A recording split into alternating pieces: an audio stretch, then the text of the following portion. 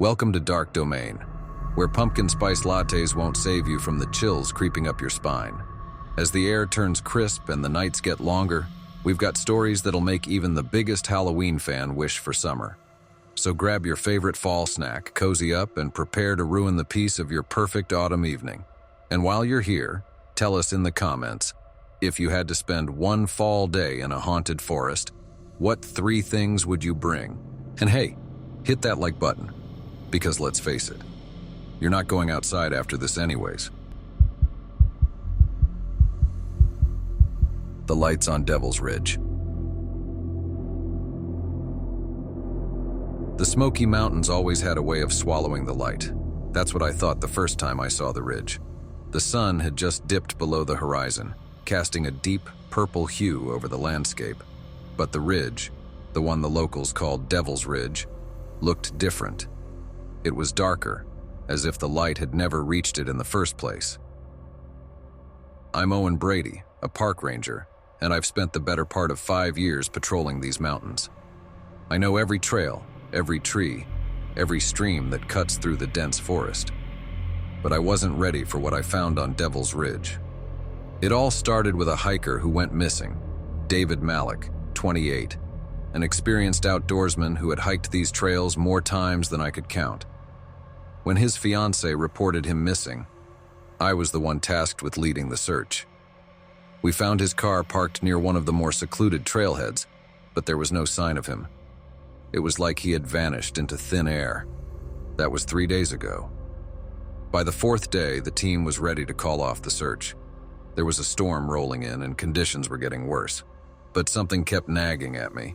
I couldn't shake the feeling that there was something we were missing, something we hadn't seen yet. So I decided to go out one last time, just me. I followed the path up toward Devil's Ridge. The locals had their stories about it. Old legends about people disappearing up there. Strange lights in the sky. I always dismissed them as the usual backwoods superstitions.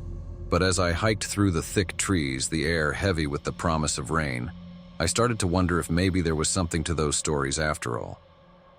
It took me the better part of the afternoon to reach the ridge. The trail was narrow and overgrown, like no one had walked it in years. When I finally reached the top, the wind had picked up, howling through the trees, carrying with it the scent of pine and wet earth. And then I saw it. At first I thought it was just a trick of the light, something glinting in the distance. But as I walked closer, I realized it was something more. There, in the clearing at the edge of the ridge, was a strange metallic object, half buried in the ground, surrounded by scorched earth. I crouched down, running my fingers over the smooth, cold surface. It was too big to be a piece of scrap metal, too clean to have been sitting here for long, and yet it looked like it had been here for decades. That's when I noticed the lights. They were faint at first, just small, blinking orbs hovering above the ridge. But as I watched, they began to move, darting through the trees like fireflies. The hair on the back of my neck stood on end. I had seen strange things in the woods before, but nothing like this. I stood up, scanning the tree line, and that's when I saw him, David Malik. He was standing just beyond the clearing, his back to me, staring up at the sky. I called out his name, but he didn't respond. I started toward him, my boots crunching on the dry leaves, but the closer I got, the more I realized something was wrong. David wasn't moving. He was frozen, his arms hanging limply at his sides, his head tilted back in an unnatural angle. I called his name again, louder this time, but he didn't so much as twitch. The lights overhead flickered, and for a moment everything went still. The wind died, the forest fell silent, and all I could hear was the pounding of my own heart. Then David turned around. His eyes were wide, unblinking, his face pale and gaunt, like he hadn't eaten in days.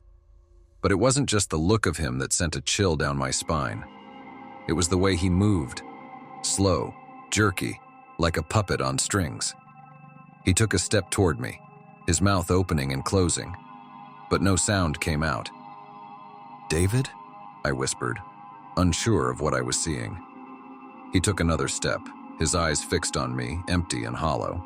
The lights above us pulsed, brighter now, casting long shadows across the clearing. And then he spoke, but it wasn't his voice.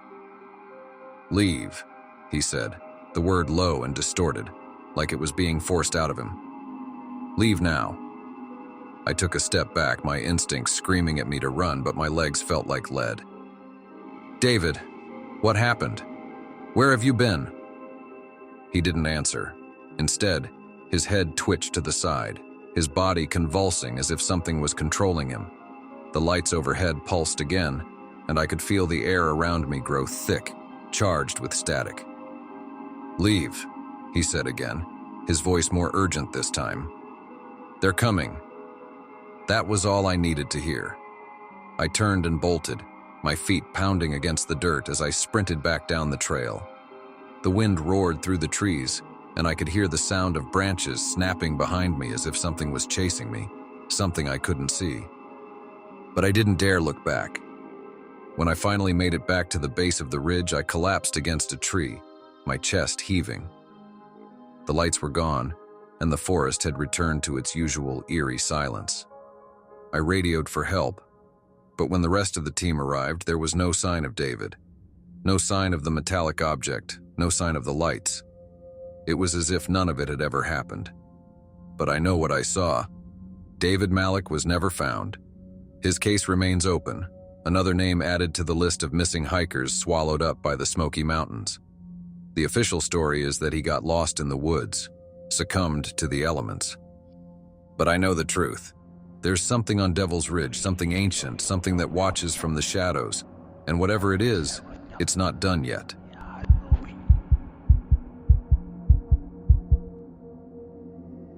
The silent stare.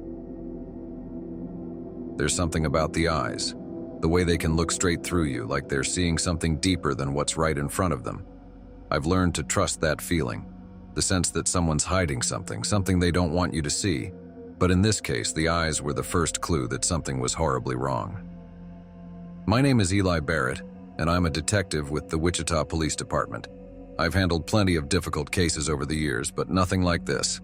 Nothing that makes you question what's real and what's something else. It all started with a missing person. Hannah Cruz, a 25-year-old nursing student, disappeared on her way home from her night shift at the hospital. Her car was found abandoned on the side of the road just outside the city. The driver's side door left wide open, her purse and phone still inside. At first, we thought it might be a carjacking or a kidnapping, but there was no sign of a struggle. It was like she'd stepped out of the car and simply vanished. But there was something else, something that sent chills down my spine. Taped to the steering wheel was a photograph, a Polaroid. It was of Hannah, bound and gagged, her eyes wide open, staring directly at the camera. The terror in her expression was unmistakable. The problem was the picture looked off. The angles didn't make sense, and the background was blurred, almost distorted, like a bad dream captured on film. We ran the photo through every test we had, but nothing about it added up. It was real, but at the same time, it wasn't. The next day, we got another one. This time, the victim was Clint Miller, a local electrician.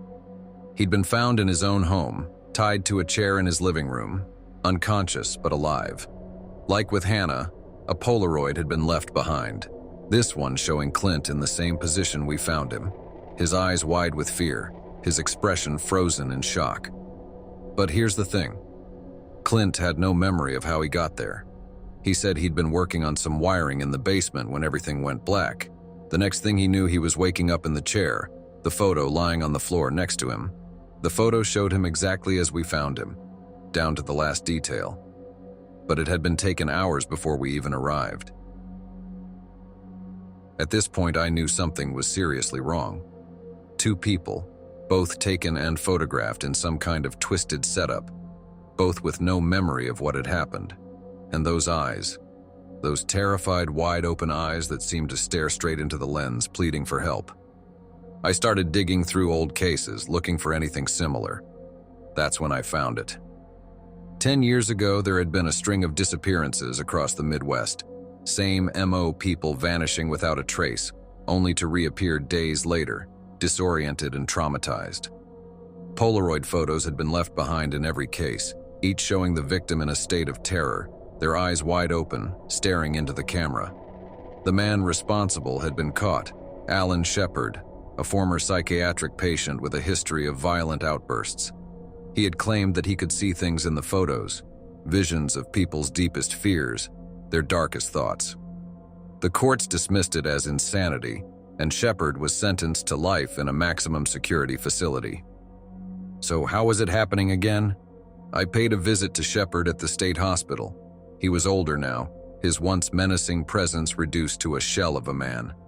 His eyes were vacant, staring off into the distance as I sat down across from him. "I know why you're here," he said, his voice raspy. "You think I'm doing it again, don't you?" I didn't answer right away, but I could feel the tension in the room. "There have been 2 new victims, Shepard. Same MO, same photos. How is that possible if you're in here?" He smiled, a slow, unsettling grin. "It's not about where I am. It's about what I see. What I can make others see." I leaned forward, my heart pounding. "What do you mean?" Shepard's eyes flickered with a strange light as he leaned in closer, his voice barely above a whisper. "The eyes, detective. It's always in the eyes. People think they see the world, but they don't. Not really. I show them what's underneath, what they're afraid to look at." I shook my head, trying to make sense of what he was saying. "You're not making any sense, Shepard. These people, how are they being targeted?" He leaned back in his chair, chuckling to himself. "You'll see. When it's your turn, you'll see." I left the hospital more confused than ever. Shepard was locked away. There was no way he could be physically involved. But the look in his eyes, the certainty in his voice, told me that somehow he knew what was happening. Somehow he was connected to it. The next day, we got another Polaroid. This time it was left in my office. The photo was of me sitting at my desk looking down at a case file. My eyes were wide open, just like the others, staring, unblinking. But here's the thing. I didn't remember the moment the photo was taken. I had no recollection of being in that position. And yet, there it was, proof that I had been. And just like with the other photos, the background was distorted, the edges of the picture warped like something was bleeding into the image from somewhere else. That night, I couldn't sleep. Every time I closed my eyes, I saw those Polaroids, the terrified faces, the wide-open eyes. I started to feel like someone was watching me, like I was being followed by something I couldn't see. The shadows in my apartment seemed to stretch longer, and the silence felt too heavy, like it was waiting for something. I knew I was losing it. I'd seen enough trauma on the job to recognize when my mind was playing tricks on me, but this was different. This felt real. Around 2 a.m., I heard the click of a camera. I shot up from my bed, my heart pounding in my chest, and looked around the room. There was no one there, but the sound had been so clear, so precise, I couldn't shake it. I got up, checking the windows and doors, but everything was locked. Then I saw it. A Polaroid lying on the floor by the foot of my bed. I picked it up, my hands trembling, and stared at the image. It was me, lying in bed, my eyes wide open, staring at the ceiling. But the photo had been taken from above, like someone had been standing over me, watching me sleep. The next few days were a blur. I tried to push through to keep working on the case, but I couldn't shake the feeling that something was closing in on me. The photos kept coming. More Polaroids, each one showing me in a different place, a different moment, but always with the same haunting expression. I couldn't trust anyone, not even myself. I started to wonder if Shepard was right, if there was something in the eyes, something I wasn't seeing. It wasn't long before they found me. I was sitting in my car parked outside the police station when I felt a cold chill run down my spine. I looked in the rearview mirror, and there, staring back at me, was my own reflection. But it wasn't me. My reflection's eyes were wide open, its mouth twisted into a silent scream. And behind me, in the darkness, I saw the faint outline of a figure, standing just out of sight, holding a camera.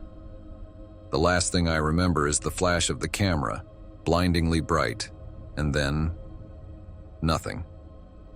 They found me a few hours later unconscious in my car.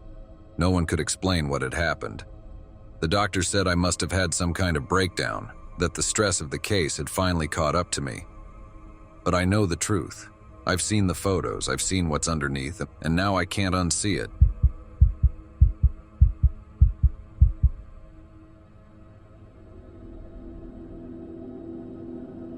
The Vanishing Lights. I didn't believe in UFOs or any of that conspiracy nonsense.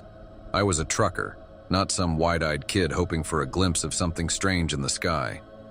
My life was spent on the highway, moving freight from one end of the country to the other. But that all changed one night outside of Roswell, New Mexico.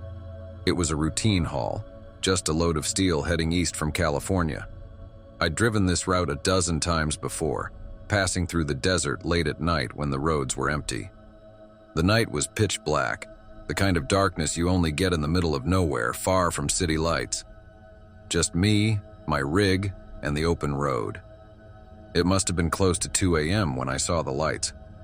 At first, I thought it was a plane. There was an air base nearby, and it wasn't uncommon to see jets or helicopters on night exercises. But this was different. The lights were low, hovering just above the horizon, and they were moving erratically.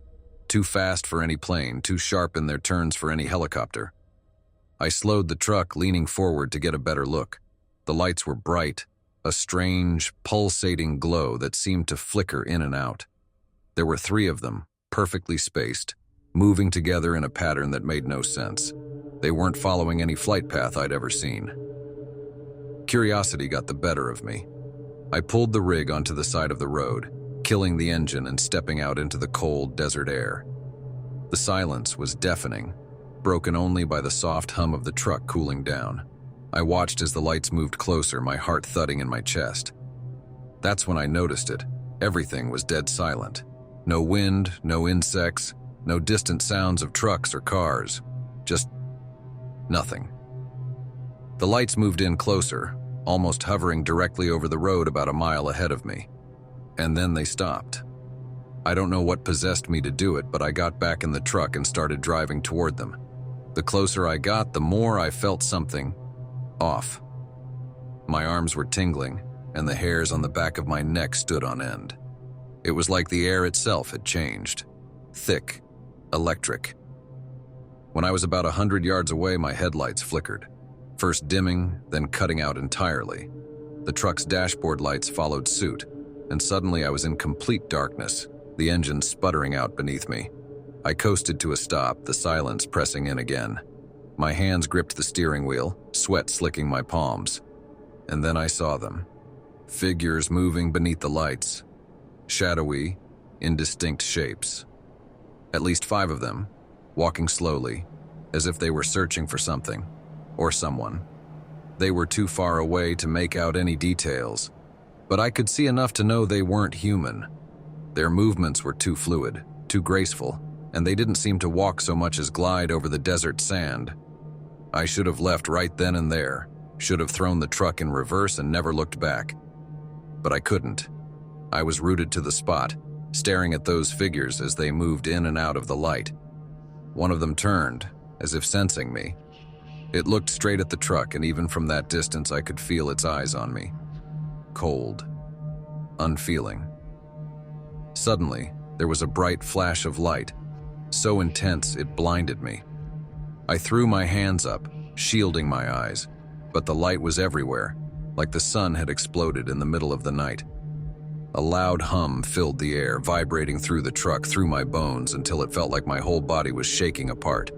Then, just as quickly as it had started, it stopped. The lights were gone. The figures were gone. The hum was gone. I sat there for what felt like hours, trying to process what had just happened. The truck's lights flickered back on, the engine roaring to life as if nothing had happened. I slammed the gas, pulling the rig into a hard U-turn and speeding back down the highway. I didn't care where I was headed, as long as it was away from there. The next morning, I stopped at a diner in Roswell. I hadn't slept, hadn't eaten, but I needed to clear my head. The waitress poured me a cup of coffee, and as she placed it on the table, she glanced at me like she recognized something in my face. "You see the lights, didn't you?" she asked, her voice low. I froze, the coffee cup halfway to my mouth. "What lights?" She gave me a knowing smile. "The lights out by the old base. You're not the first to come in here looking spooked after driving that stretch of road." "What are they?" Her smile faded. She glanced around the diner as if checking to see who might be listening. No one knows for sure. Some say it's government experiments. Others say it's visitors. "Visitors?" "From up there," she said, pointing a finger toward the ceiling. "Folks who see them, they never come back quite the same." I didn't say anything, just sat there staring at my coffee as it grew cold. I left town that day back on the road, but something's been wrong ever since. It's not just the nightmares, though they're bad enough. It's the feeling that I'm being watched, that whatever I saw out there wasn't done with me. 2 weeks after that night, I noticed something strange in the rearview mirror. A black car, same make, same model. Always a few miles back, but it's there. Every trip, every route, every stop. It's following me. I've tried to lose it, taken back roads, switched motels at the last minute, but no matter what I do, that car shows up. It's always just far enough that I can't see who's driving, but close enough that I know they're watching. I don't know what happened that night in the desert. I don't know what I saw or what those figures were, but I know one thing for sure. They haven't forgotten me, and they're not going to let me go.